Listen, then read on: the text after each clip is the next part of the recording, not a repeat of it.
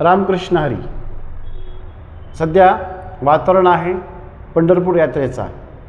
त्याच अनुषंगाने आज आपण एक शेकडोचा प्रश्न आपण घेणार आहोत. भारी बरं का. एका परीक्षेमध्ये 75% विद्यार्थी गणितामध्ये पास आहेत. स्क्रीनवर क्वेश्चन आहे. 65% विद्यार्थी विषय दुसरा आहे विज्ञानामध्ये पास आहेत. दोन्ही विषयात 15% विद्यार्थी नापास आहेत बरं का, अनुत्तीर्ण आहेत. तर या परीक्षेमध्ये 495 विद्यार्थी पास झाले असतील. परीक्षेला किती विद्यार्थी बसलेत हा क्वेश्चन आहे. बघा, पास आपण काढू. 75% पास आहेत, 25% नापास.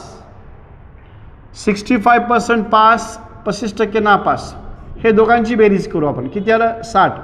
यामध्ये कॉमन नापास मायनस करा. किती कॉमन आहेत? 15 कॉमन आहेत. नापास करा. 45% हे तर प्युअर नापास बरं का. किती येतं? 45% प्युअर नापास, बाकी सगळे पास. 55% पास असतील. 100चं कॅल्क्युलेशन आहे. आता 55 म्हणजे किती?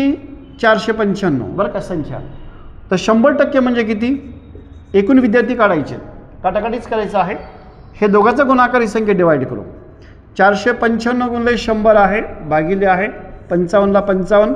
11 5 55. 11 4 44. किती उरले? 5. 11 5 55 आहे. 5 2 10. 45 गुणिले 20 करा. ओके. आता गुणाकार करू आपण. हे येतं 90 आणि हा 0 म्हणजे येतं एकूण विद्यार्थी बसलेले परीक्षेला 900 विद्यार्थी परीक्षेला बसलेले आहेत.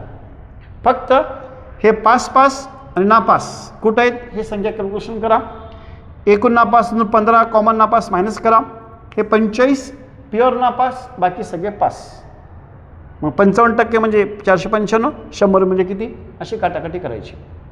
एकदम भारी क्वेश्चन, सोपा मेथड.